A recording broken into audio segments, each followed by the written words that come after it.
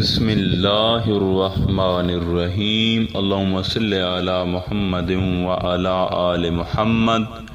ہمارا آج کا موضوع خاص ذکر کی حقیقت پر ہے، اور ہم آج کے اس موضوع میں ذکر کی حقیقت اور ذکر کے راز و رموز سے پردہ اٹھائیں گے، اور ہمیشہ کی طرح احباب بہت سی علمی معلومات اور رحمتیں وصول کریں گے۔ اب ہم بلا تاخیر اپنے موضوع کی طرف آتے ہیں۔ دیکھیں، ذکر عربی زبان کا لفظ ہے جس کے لغوی معنی یاد کرنا، بات کرنا، کسی شے کو بار بار ذہن میں لانا، کسی چیز کو دہرانا اور دل و زبان سے یاد کرنا ہے۔ اور اصطلاح میں ذکر سے مراد زبان یا دل سے مختلف انداز میں محبوب حقیقی یعنی اللہ پاک کو یاد کرنا اور اس کی تعریف اور توصیف بیان کرنا ہے۔ امام راغب اصفہانی نے ذکر الہی کے 6 معنی بیان کیے ہیں: وحی ربانی، یاد دہانی، قصہ بیان کرنا، نصیحت، نام پکارنا، تذکرہ۔ اسی طرح شاہ محمد ذوقی رحمۃ اللہ علیہ ذکر الہی کے بارے میں فرماتے ہیں کہ ذکر سے مراد اللہ کی یاد ہے، اور یاد الہی میں جمیع غیر اللہ کو دل سے فراموش کر کے حضور قلب کے ساتھ قرب و میت حق تعالیٰ کا انکشاف حاصل کرنے کی کوشش کو ذکر کہتے ہیں۔ چنانچہ ہر وہ چیز جس کے توسل سے یاد حق ہو، خواہ اسم ہو یا رسم، فعل ہو یا جسم، کلمہ ہو یا نماز یا تلاوت قرآن یا درود شریف، یا کوئی اور چیز جس سے مطلوب کی یاد ہو اور طالب و مطلوب میں رابطہ پیدا ہو یا بڑھے، اصطلاح تصوف میں ذکر کے نام سے موسوم کیا جاتا ہے۔ کیونکہ ذکر کا مفہوم یہی ہے کہ بندہ ہر وقت اور ہر حالت میں اٹھتے بیٹھتے اور لیٹتے اپنے محبوب حقیقی کو یاد رکھے اور اس کی یاد سے کبھی غافل نہ ہو۔ اور آج جو مادیت پرستی کے اس دور میں ہمارے احوال زندگی مجموعی طور پر بگاڑ کا شکار ہیں،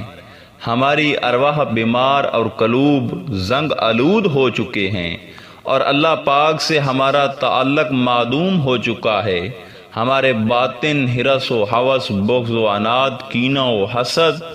عیش و عشرت اور خود غرضی و مفاد پرستی اور انا پرستی سے آلود ہو چکے ہیں، اور ہماری بیمار روحوں کو صحت یاب کرنے، قلب کو آئینے کی مانند شفاف بنانے، قلب و باطن کو منور کرنے اور محبوب حقیقی کی معرفت و پہچان اور مالک حقیقی سے ٹوٹے ہوئے تعلق کو بحال کرنے کے لیے ذکر کی بے حد ضرورت ہے۔ قرآن پاک میں ذکر کے متعلق فرمایا گیا ہے، پس تم میرا ذکر کرو، میں تمہارا ذکر کروں گا، اور میرا شکر ادا کرو اور میری ناشکری نہ کرو۔ پھر ارشاد باری تعالیٰ ہے، جان لو کہ اللہ کے ذکر سے ہی قلوب کو اطمینان نصیب ہوتا ہے۔ پھر فرمان حق تعالیٰ ہے، اصل مومن تو وہی ہے کہ جب اللہ کا ذکر کیا جائے تو ان کے دل ڈر جاتے ہیں، اور جب ان پر اس کی آیات پڑھی جائیں تو انہیں ایمان میں بڑھا دیتی ہیں، اور وہ اپنے رب ہی پر بھروسہ رکھتے ہیں۔ اسی طرح سورۃ کاف میں آیا ہے کہ اپنے رب کا اس قدر ذکر کرو کہ تم خود کو بھی بھول جاؤ۔ اسی طرح قرآن مجید کے بعد احادیث مبارکہ میں بھی ذکر کی حقیقت ہمیں بارہا ملتی ہے۔ حضرت ابو موسیٰ سے روایت ہے کہ حضور نبی کریم صلی اللہ علیہ وآلہ وسلم نے فرمایا، اس گھر کی مثال جس میں اللہ کا ذکر کیا جائے اور جس میں اللہ کا ذکر نہ کیا جائے زندہ اور مردہ کی سی ہے۔ ایک اور حدیث ہے، حضرت ابو ہریرہ سے روایت ہے کہ رسول اکرم صلی اللہ علیہ وآلہ وسلم نے فرمایا، اللہ تعالیٰ کے کچھ فرشتے ایسے ہیں جو راستوں میں اہل ذکر کی تلاش میں پھرتے رہتے ہیں۔ جب وہ کہیں ذکر کرنے والوں کو پا لیتے ہیں تو دوسرے فرشتوں کو پکارتے ہیں کہ ادھر اپنے مقصود کی طرف آ جاؤ۔ حضرت ابو سعید خدری رضی اللہ تعالی عنہ سے روایت ہے کہ رسول اکرم صلی اللہ علیہ وآلہ وسلم نے فرمایا، اللہ کا ذکر اتنی کثرت سے کرو کہ لوگ تمہیں مجنوں کہنے لگیں۔ اسی طرح سلطان العارفین حضرت سخی سلطان باہو ذکر کے متعلق فرماتے ہیں کہ دل دو چیزوں سے زنگ آلود ہوتا ہے، غفلت اور گناہ سے، اور دو ہی چیزوں سے صاف، روشن اور چمکدار ہوتا ہے، استغفار اور ذکر الہی سے۔ آپ فرماتے ہیں جس قدر وقت ذکر الہی سے غفلت و سستی میں گزرتا ہے، اسی قدر دل پر زنگ کے اثرات جم جاتے ہیں اور دل کا آئینہ زنگ آلود اور سیاہ ہو جاتا ہے، جس سے باطل حق کی صورت اور حق باطل کی صورت نظر آتا ہے، کیونکہ دل کی سیاہی سے حقائق کی اصلی صورت میں نظر نہیں آتے، اور دل اس قدر سیاہ ہو جاتا ہے کہ اس میں نہ تو قبول حق کی صلاحیت رہتی ہے اور نہ انکار باطل کی قابلیت۔ اس وجہ سے نہ وہ حق کو قبول کرتا ہے اور نہ باطل کو برا مانتا ہے، اور یہ دل پر سب سے بڑی آفت ہے۔ محترم سامعین، اس کی وجہ غفلت اور اتباع خواہشات ہے۔ حضور علیہ الصلوۃ والسلام ارشاد فرماتے ہیں کہ سانس گنتی کے ہیں، اور جو سانس ذکر اللہ کے بغیر نکلے وہ مردہ ہے۔ محترم سامعین، اس حدیث مبارکہ کی شرح کرتے ہوئے سلطان العارفین حضرت سخی سلطان باہو رضی اللہ تعالی عنہ فرماتے ہیں، جو دم غافل سو دم کافر سن مرشد اے فرمایا ہو۔ مطلب کہ